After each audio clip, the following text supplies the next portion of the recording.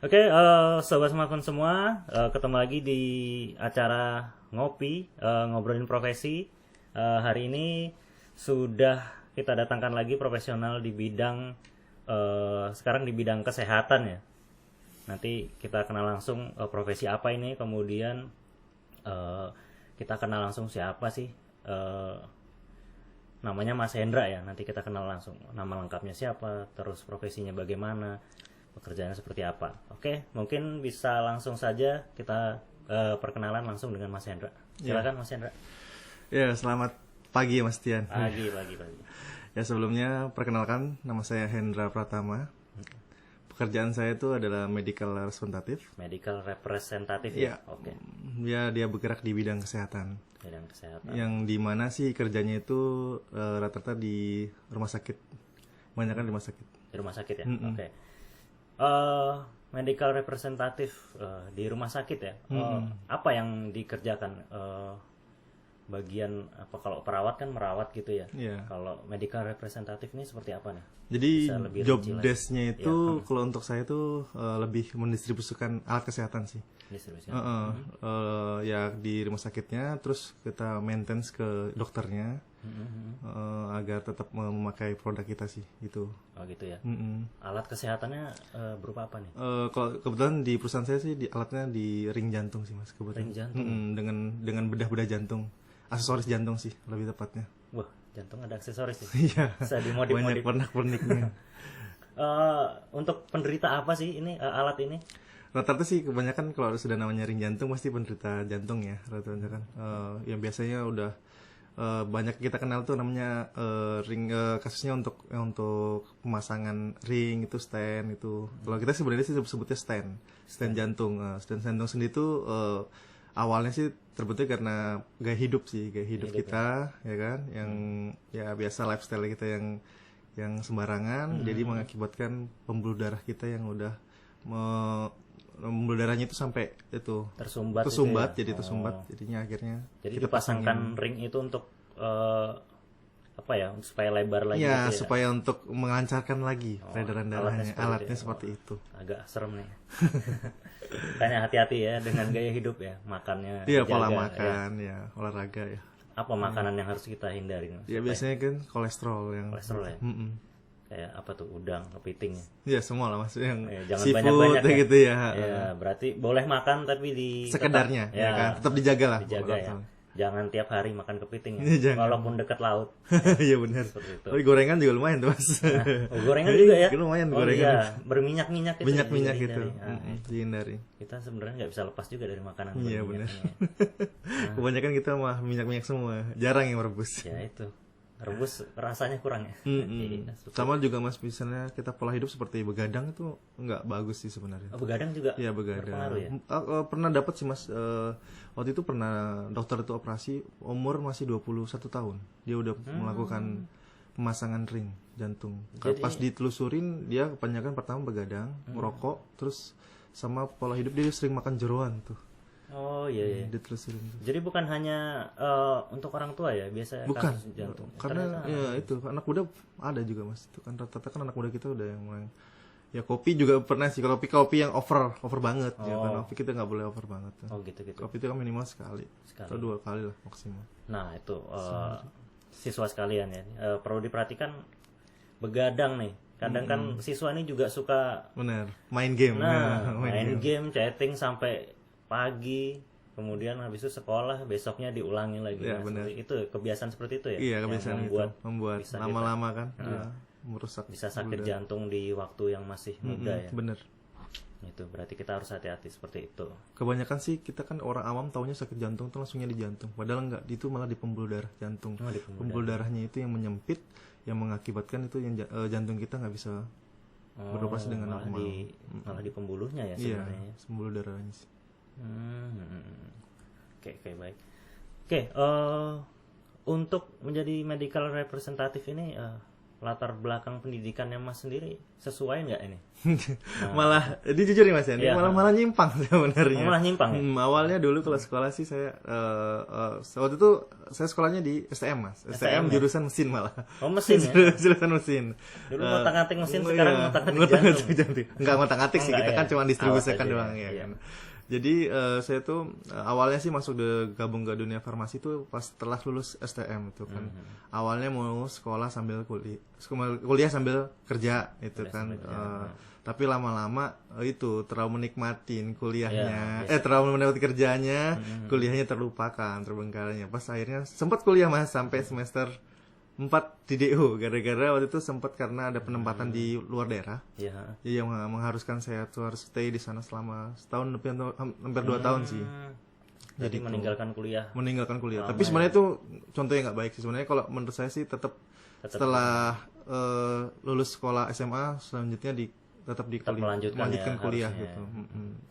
Juga ada latar belakang kita juga. Tapi sih bagi siswa-siswa ya, maksudnya siswi juga kalau emang ada pekerjaan seperti ada tulisan tawaran marketing gitu kan, tapi jangan anggap remeh itu marketing gitu. Kalau menurut saya kadang orang, kerjaan apa sih marketing Iya, gitu iya, kan. iya. Ya. Saya sih modelnya kan semi marketing Mas. Maksudnya Oh, sempat seperti ya marketing semi juga ya. marketing juga kita kan mempasarkan produk kita ke user kan, ke dokter lah. Iya, anggapannya. benar.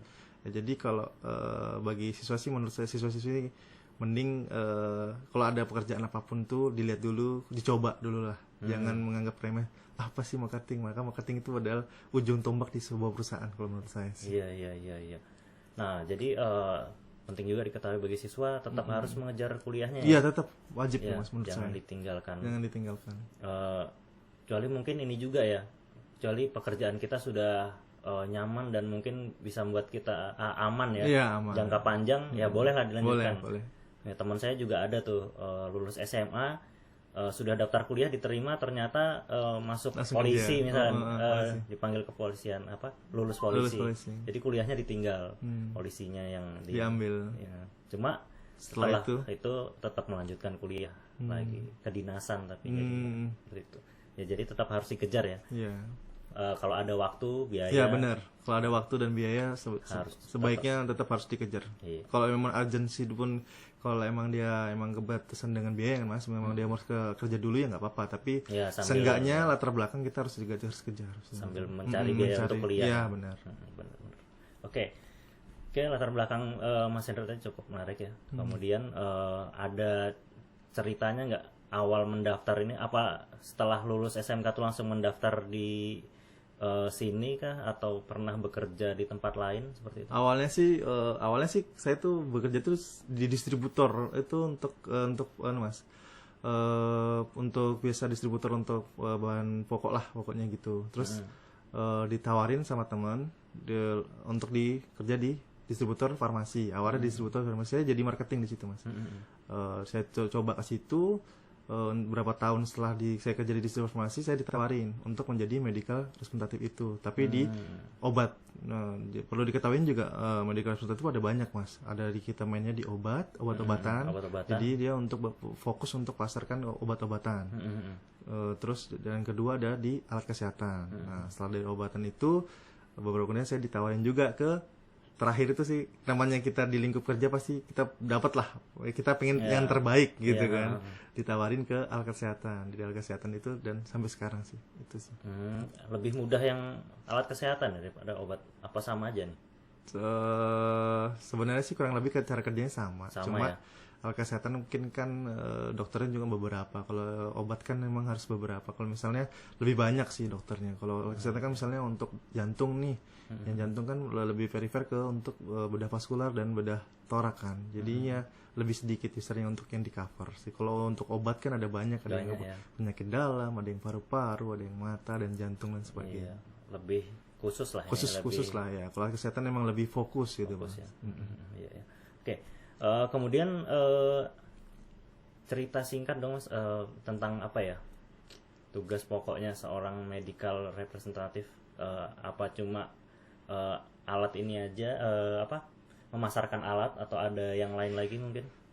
Kalau saya sih sebenarnya di sini sih saya semuanya sih Mas ya. Jadi kepala cabang pun iya, Oh, kepala gitu ya? cabang pun jadi administrasi iya. Karena kan perusahaan saya kan memang stand-nya di Makassar, di Jakarta. Oh, kantor stay-nya. pusat Kantor pusat di Jakarta. Mhm. Jadi saya di perwakilan dari kantor pusat saya di sini. Jadi ya saya untuk pemberkasan ke rumah sakit saya. Terus yang kedua untuk mengirim barang pun saya juga. Terus sampai memaintenance user ke dokter itu juga saya gitu. Tapi sih kalau lebih utamanya kalau biasanya sih kalau di medical representative itu sih biasanya lebih fokus ke user Mas. Jadi tugasnya itu untuk memasarkan produk dia ke user, maksudnya ke dokter itu dia lebih menawarkan ke dokter gitu sih Mas. Kalau untuk medical representative sendiri tuh untuk job desk besarnya sih itu. Itu ya memasarkan tadi. Nah tadi juga dibahas seperti kepala cabang ya berarti. Semua Mas, semua Oh kita semua Jadi- anggotanya. Enggak, di sini kan perwakilan cuma saya sendiri. Jadi saya seperti kepala cabang semuanya, segala sesuatu yang keputusan di sini kantor saya sudah ngamalkan ke saya. Jadi kamu harus bisa mutusin sendiri. Jadi kalau misalnya ada problem misalnya Mas ada problem sama rumah sakit, ini kan rumah sakit ini pengennya kita seperti ini. Jadi kantor tuh nanyanya pasti ke saya dulu gimana menurutmu. Jadi kita harus Oh, jadi gitu ya. sebagai pemutus juga sih. Keputusan dulu. di Balikpapan ini berarti. Gimana ya? Nah, dari kantor pusat itu menerjunkan Mas di Balikpapan ini hanya Mas Hendra kah atau ada teman lain mungkin yang satu? Hanya saya. Oh ya. Hanya saya. Oh gitu ya. Di daerah lain juga ya satu? Iya, satu perwakilan satu. Iya. Saya kira tadi ada timnya gitu. Kalau di obat tuh banyak Mas, biasanya ada timnya. Kalau di obat nih kita Kalau di bicara obat ya, medikasi karena kita obat banyak ya banyak tadi ya. kan kan juga dokternya banyak kan Mas. Jadi Iya. kerja tim. Terus biasanya kalau di obat tuh dia punya atasan namanya area manajernya, biasanya standby di sini gitu sih. Itu sih dia. Kalau di obat sendiri sih sepengetahuan saya sih emang kerjanya dia pagi itu biasanya dia ke kantor dulu untuk ngumpul gitu kan. Ini kan kita cerita-cerita ya Iya, biasanya ya. santai. Terus dia habis itu setelah itu dia langsung kunjungan ke dokter. Biasanya banyak nanya sih Mas, kunjungan ke dokter ngapain sih? Ya kita kunjungan dokter kita mengingatkan produk sama dokter biasanya. Dokter, ini contoh ya dokter ini ada dok jangan lupa ya dok pakai produk ini gitu kan. Sambil biasanya kita tuh bawa absen. Biasanya absen tuh kita kadang minta tanda tangan, kadang minta selfie sama bukti bahwa kita sudah kunjungan sama dokter tersebut. Oh gitu. Itu yang dilaporkan ke Itu yang dilaporkan ke kantor itu kan. Tadi gimana? Terus kalau misal pun ada program, oh dokter ada program seperti ini misalnya, oh dok kalau dokter butuh sesuatu untuk support kita bisa bantu gitu, bisa gitu-gitu sih. Iya. Oke, selama menjalani ini ya profesi sebagai medical representatif tadi, pasti ada suka duka kan ya? Banyak Mas. Nah itu dia. Ya mungkin suka dukanya sih. Sukanya dulu apa nih? Sukanya dulu sih kan karena ya pekerjaan ini sih semua pekerjaan kayak kalau menurut saya sih ini lebih banyak membantu orang sih Mas ya. Karena apalagi kita punya orang sakit kan. Iya. Kadang sering sih Mas kayak tindakan tiba-tiba tindakan itu tindakan sito yang urgent gitu kan. Urgent itu yang memang harus betul dikerjakan sekarang. Itu kadang kita yang harus betul-betul follow up sampai gimana. Misalnya kita harus ngirim barang itu tersebut sampai malam hari pun kita pernah gitu loh. Gitu kan kita kerjakan gitu kan. Ya tujuan kita yang pertama pertama kita sudah komit dengan user tersebut dan kedua kita harus membantu sama yang sesama kan Mas. Iya, Itu aja sih. kesusahan. Kesusahan kan. Itu mungkin lebih sukanya sih ya karena juga udah lama juga sih kerja di sini jadi udah ya sambil menjalani sih. Iya. Untuk dukanya sendiri gimana? Ya dukanya itu ya kadang-kadang Mas tengah malam gitu kan dari jam 11 jam 12 malam tuh dokter nelpon atau enggak dari pihak rumah sakit saya nggak kirimkan barang ini gitu kan stand ini misalnya untuk tindakan situ gitu kan untuk tindakan ini tapi ya kita jalanin aja sekarang emang pekerjaan kita Mas. Iya berarti waktu istirahat Ya kita berkorban kita tuh Mas slogan kita malah 24 jam handphone nggak boleh mati. Oh gitu ya. Harus siap on on call. call. Oh gitu ya. Itu dipanggil tengah malam itu apa mereka kehabisan stok? Iya atau kehabisan gimana? biasanya sih kehabisan Mas. Rata-rata kehabisan stok sih. Untuk pasien ini sendiri banyak ya jantung ini di Balikpapan Mas? Lumayan sih Mas untuk tindakan kasus sendiri itu Balikpapan tuh untuk total sih untuk setahun kemarin di 2021 dengan laporan saya itu sekitar hampir ada 400 case Mas. 400 ya? Iya. 400 alat berarti yang terpakai. Iya, terpakai itu Berarti 400. banyak juga ya, banyak Mas. dalam setahun ya. Mm-mm. Itu rata-rata tiap tahunnya segitu atau Rata-rata setiap tahun segitu Mas. sekitar 400? Sekitar 400-an. Oh, Itu pas ini pandemi Mas, sebelum pandemi itu bahkan bisa lebih. Oh gitu. Oh pandemi ini 400 ya? 400. Sebelumnya bisa lebih. Karena mungkin ruangannya juga yang Iya terbatas kan, juga screeningnya di rumah sakit tuh lebih ketat. Iya, benar. Oke. Nah mungkin bisa di sharing ya ke siswa-siswa semua nanti, apa sih Mas kira-kira pelajaran di sekolah yang mendukung pekerjaan sebagai medical representative ini? Kira-kira apa nih? Iya, kalau pelajaran sih di sekolah yang penting ya kita selalu ngikutin semua pelajaran sih. Kalau saya kan basicnya STM ya, jadi saya ngikutin semua pelajaran aja. Tapi bisa aja ya? Ya bisa aja. Yang penting sih gini Mas, yang penting dimanapun kita bekerja ada kemauan. Terus yang penting attitude lah kita dijaga ya kan, gitu aja sih Mas. Nah, attitude itu penting sih bagi semua orang. Apalagi kalau kita sebagai pekerjaan saya kan pasti dituntut dengan attitude Mas. Apalagi ketemu sama dokter, kita juga harus gimana sikapnya, seperti apa orangnya ya kan, penampilannya seperti apa, itu sih kalau dari saya. Tapi kalau untuk pelajaran sih semua pelajaran menurut saya penting. Gitu ya. Berarti semua tetap harus kita pelajarin. Nah, dari narasumber saya sebelumnya juga ini ya, kok sama gitu, yang dipentingkan tuh attitude. Seberapa penting sih attitude ini di pekerjaan ini kalau menurut Mas Hendra? Kalau menurut saya itu sangat penting, itu poin pertama Mas. Karena ya? attitude kita itu orang melihat kita seperti apa. Kalau menurut saya itu sih Mas, karena kan kalau kita pertama kali ketemu sama orang, misalnya sama dokter kita ketemu, kita dengan attitude yang begajulan dengan itu kan pasti dokternya udah nggak respect Mas, ya kan, jadi gitu. Jadi kalau attitude kita dijaga baik, sopan dan sebagainya, itu ya dokternya juga respect sama kita gitu kan. Ya akhirnya ya impact-nya ke kita, kembali ke kita gitu loh ya kan. Nah itu ya, kalau kita datang dengan attitude yang buruk juga sudah males udah males, bener, udah males. Kalau baik kan habis itu baru kita lihat baru lagi. kita pendekatan lagi dengan beliau, biasanya seperti itu sih. Nah berarti attitude tuh sangat penting tuh. Iya benar. Karena sudah beberapa narasumber bilang ya seperti itu, pasti attitude yang penting. Nah itu attitude kita harus dijaga memang sih. Seperti itu. Oke. Mungkin ada pesan untuk siswa-siswi SMA 7 nih yang sedang menonton mungkin. Iya, pesan saya sih cuma satu sih Mas. Mungkin misalnya setelah lulus nanti gitu kan. Ya, kalau memang pun ada kesempatan untuk bekerja, jangan malu untuk bekerja apapun. Iya, menurut saya gitu. Itu tapi yang halal ya, konteksnya yang halal gitu kan. Dijalanin aja dulu. Kadang kan ada banyak sih beberapa orang tuh kan pasti milih, apa sih pekerjaan itu. Saya bilang tadi Mas, marketing itu kan kadang direndahin tuh. Apa itu marketing, seperti apa gitu kan. Tapi kalau menurut saya sih marketing itu asal tahu itu malah ujung tombak perusahaan. Nggak cuma sekedar mendapatkan orderan tuh langsung itu, enggak. Mereka harus melalui proses, harus di mana harus mendapatkan sesuatu terus melalui proses dan sebagainya gitu. Iya. Ya. Yang saya lihat di berita juga sih banyak sih marketing yang kerjaannya wow juga ya, kayak marketing saya lihat waktu mobil Tesla dan lain-lain itu. Nah itu sebenarnya marketing juga ya. Iya benar. Nah mungkin dia terbantu di attitude tadi ya. Iya benar. Dilihat orang, wah baik nih. Marketing itu kuncinya sih kalau kita bicara Mas ya. Kalau marketing itu pertama yang paling dilihat itu pertama look sama attitude Mas. Pertama kita lihat, look kita udah dilihat mestinya ya penampilan rapi. Itu kita emang harus wajib gitu kan, rapi dan sopan gitu kan. Terus habis itu attitude-nya lagi baik. Itu pasti ke customer kan pasti enak gitu mestinya, pasti customer juga nerima, oh iya gitu. Terus habis itu kita gimana caranya untuk pendekatan lagi, itu sih kalau menurut saya itu. Nah ya mungkin itu yang bisa di sharing tadi ya. Banyak banget ilmu yang bisa kita ambil dari sini di profesi medical representative. Nah terima kasih Mas Hendra sudah menyediakan waktunya untuk datang di podcast SMA Negeri 7. Nanti untuk para penonton atau siswa-siswi semua, nanti ini ya kita datangkan lagi narasumber-narasumber lain yang pekerjaannya mungkin berbeda lagi, supaya kita bisa membuka wawasan setelah lulus kuliah atau setelah lulus sekolah mau kuliah apa dan mau kerja apa.